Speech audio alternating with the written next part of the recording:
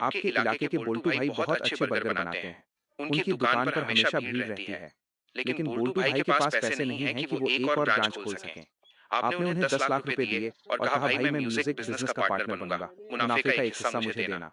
अब आप घर बैठे आराम कर रहे हैं और बोल्टू भाई म्यूजिक पसीना बहाकर बर्गर बना रहे हैं और महीने के अंत में आपकी जेब में मुनाफे का पैसा आ रहा है।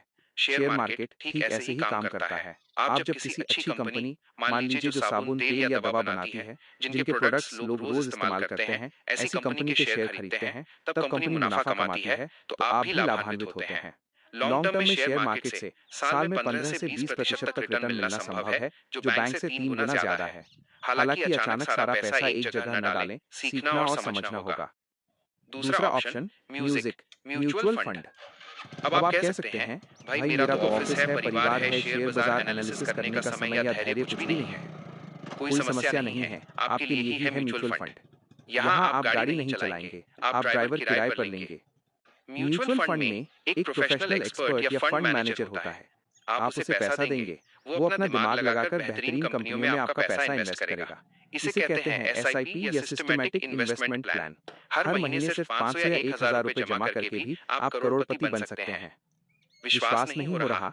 इसे कहते हैं कंपाउंडिंग इंटरेस्ट का जादू। आइंस्टीन ने इसे दुनिया का 8वां अजूबा कहा था। आज से थोड़ा थोड़ा जमाना शुरू करेंगे तो 20 साल बाद वो एक बहुत बड़ी रकम बन जाएगी।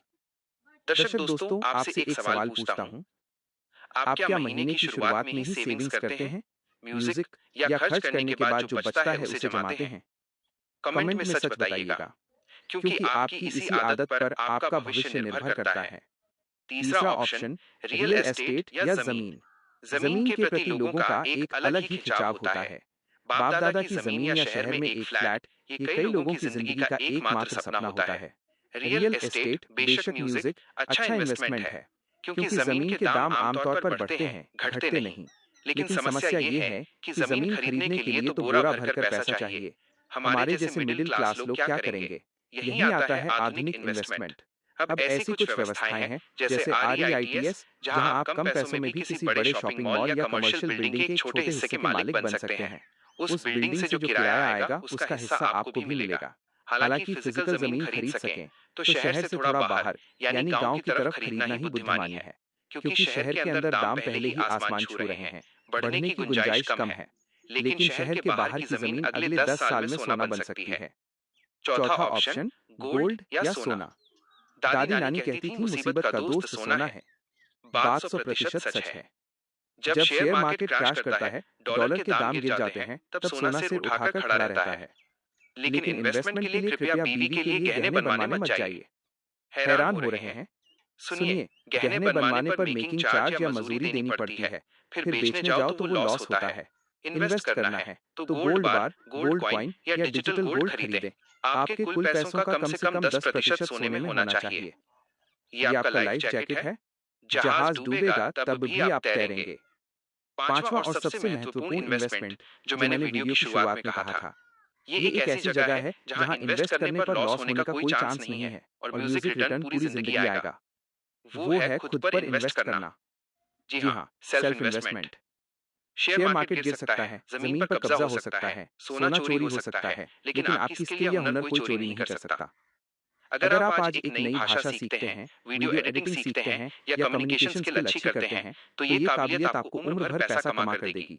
वॉरेन बफेट भी कहते हैं, आपकी सबसे बड़ी संपत्ति आप खुद हैं। इसलिए बैंक में पैसा बेकार न छोड़कर कुछ पैसों से अच्छी किताबें खरीदें, कोर्स करें, खुद को अपग्रेड करें। मफीज अब बुद्धू नहीं रहा। वो समझ गया है कि बैंक में पैसा रखना मतलब पैसा सड़ना है। वो अब स्मार्ट इन्वेस्टर है। वो अपना पैसा बांटकर शेयर मार्केट, म्यूचुअल फंड और अपनी स्किल डेवलपमेंट में लगा रहा है। अब इन्फ्लेशन का राक्षस उसे देखकर डरता है और उल्टा भागता है। मफीज की तरह क्या आप भी स्मार्ट बनना चाहते हैं? तो आज ही प्रतिज्ञा कीजिए, पैसा आलसी बनकर बैठा नहीं रहेगा, पैसे को काम पर लगाइए। याद रखिए, पैसा पेड़ पर उगता तो है, लेकिन सही जगह बीज बोने पर ही पैसे का पेड़ बड़ा होता है। वीडियो खत्म करने से पहले आपसे एक सवाल। आपने इन्वेस्टमेंट के ऑप्शंस तो जान लिए, लेकिन आप नेक्स्ट वीडियो में किसके बारे में विस्तार से जानना चाहते हैं? 1. Share market A to Z guide या 2.